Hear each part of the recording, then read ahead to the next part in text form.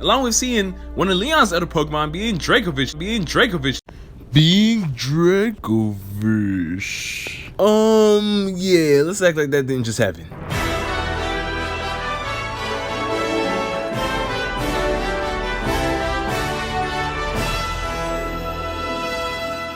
Yo, what's up everyone? Treyman1 here. Welcome back to another review of the Sword and Shield anime. No, I'm just kidding, guys. The Pokémon Journeys anime. Today we are covering episode 3 of the Sword and Shield arc, being Eternatus. I gotta say, the arc has been handled pretty well so far, but I do wish it was much longer than this. Let me go ahead and get into my thoughts on today's episode. The episode continues right where it left off with Go versus Fake Giovanni, and I actually gotta say, I'm pretty impressed with Go's skills at Dynamaxing. For Go's first battle with Dynamaxing, and really his first trainer battle that we're getting to see, because he did win against the Hitmonchan, but we didn't get to see that, unfortunately. Go did pretty amazing. Raboot takes down Garbodor with ease, and Go as a character, I'm really loving his growth. Like I said in the last video, he was in the beginning, he was too scared to do stuff, he relied on Ash, but here he stepped in, protect Sonya, and told her let's keep moving, ran past the guards and everything. Great job to you, Go. Go and Sonya also end up learning about Zacian and Zamazenta for the first time finally. Go mentioning, that he met one of these Pokemon, and that, they end up covering the lore that these are the Pokemon that actually saved Galar many years ago with the 2 Sword and Shield heroes. So, obviously BD, Hop, they all been replaced in this arc.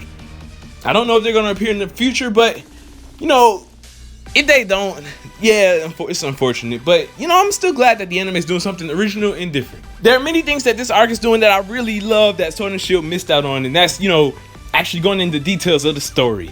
For example, in the games, Leon was like, oh, leave this stuff to me, you go finish your gym challenge. But not this time. Ash is here, Go is here, we're getting all this lore, we're seeing, what Rose's intentions are, what his plan is, how Eternatus emerged from this giant egg.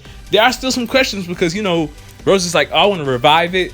But we saw in episode 12, Eternatus was already out, so I'm not too sure what they're doing with that. That's just kind of maybe a plot hole. But yeah, that was just one weird thing. But Eternatus finally emerges from the egg once again, and it is full CGI. My gosh. Of course, Eternatus goes on the rampage, and we finally get to see one of the Galar gym stadiums being the Hammerlock Stadium. I gotta say, I love the design of this stadium. Meowth gets hit by Eternatus' beam, and it causes him to Gigantamax, which I gotta say, I was kind of actually disappointed with Gigantamax Meowth. In the previews we saw him, he was like, oh yeah, we're gonna catch Pikachu. I'm thinking we're gonna get Gigantamax Pikachu versus Meowth. I thought that would have been a pretty cool fight to see, but in reality, Ash comes, Meowth is attacking Team Rocket, and they're just like, oh, Meowth's on a rampage, and Ash is kind of like, oh dang, and just lets it happen. I thought that was kind of weird. But, Eternatus is the bigger problem right now, so obviously he would want to take that down first. The scenes with Meowth aren't finished, so there's a chance we could see Meowth in the next episode and Ash possibly fight it, but with all that's happening in the next episode, I highly doubt it. Meanwhile, Go and Sonya are taking Hop and the main character's role in the games, finding the legendary dogs, the rusted sword, the rusted shield, the slumbering wheels, and, just kind of taking on some stuff from the games. Go ends up taking these items with him, good thing, for the plot. And Eternatus is obviously attacking Ash in the stadium and unfortunately taking out my boy Dragonite. When Dragonite got hit by the beam at first, I thought he was going to Dynamax, but unfortunately just one-shots Dragonite, making him done probably for the rest of this arc. And I'm very sad about that because, yeah, Dragonite finally got some nice screen time, but unfortunately, he had to get robbed and, defeated so that Pikachu and Riolu can obviously do their thing and Riolu can evolve into Lucario. I'm kind of upset about that. But, I'm still glad that Dragonite and Gengar at least got some screen time. As for my boy, come on, I don't think it's happening. Another scene that the anime handles way better than the games, in my opinion, is the one where Rose reveals his ultimate plan to Ash and Leon.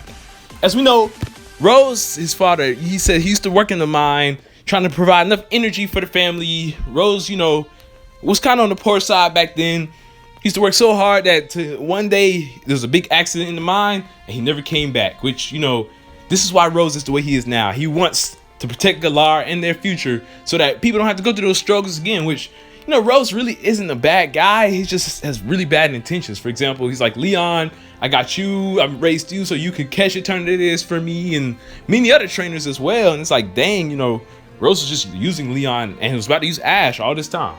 This also has me wondering, when the anime tackles Peony, like, is he gonna be like this great dad to his daughter because he never had a father figure for real? Like, I'm interested to see what they're gonna do with, you know, this Rose's father story when Peony arrives and everything like that.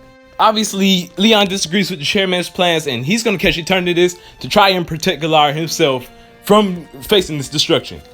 Obviously, you know, Rose is not gonna be cool with this, and so he decides to attack. This is where Ash brings out Pikachu and Riolu to fight against Rose's Cooperjara and Ferrothorn. But you know, seeing these two Pokemon remind me a lot of Cameron in this one frame. I was like, oh my gosh. My boy Rayhan also finally makes his smooth entrance to protect the queen herself, Sonia, from, you know, Rose's grunts. And Go has to fight Oleana to try and get to Ash to help out. And yeah, this is basically kind of where the episode ends, with everyone about to have their showdowns. And I gotta say, you know, like, another good episode. But with all of this happening, like, you know, there's only one episode left. All these battles still have to happen. Meow's still out on the run. Riolu and freaking Reboot still have to evolve. Eternatus hasn't became his full form. It's just like, you know, there's a lot that they have to do. Sword and Shield Legends still have to appear. I don't know, like, I don't think they're gonna be able to conclude this arc in like a, you know, way that's not rushed. There's so much left to cover and to do. You know, I'm really hoping that they can do it in this next episode. But I'm really wishing that there was 2 more. You know, maybe 2 more episodes of action.